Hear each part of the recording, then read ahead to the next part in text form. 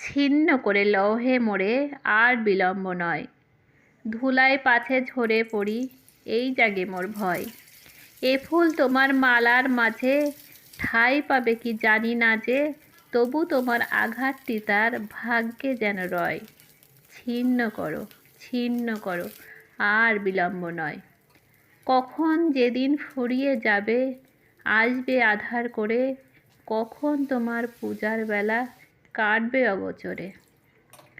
যেটুকু রং ধরেছে, গন্ধে সুধায় বুক ভরেছে, তোমার সেবায় লও সেটুকু থাকতে সুসময়।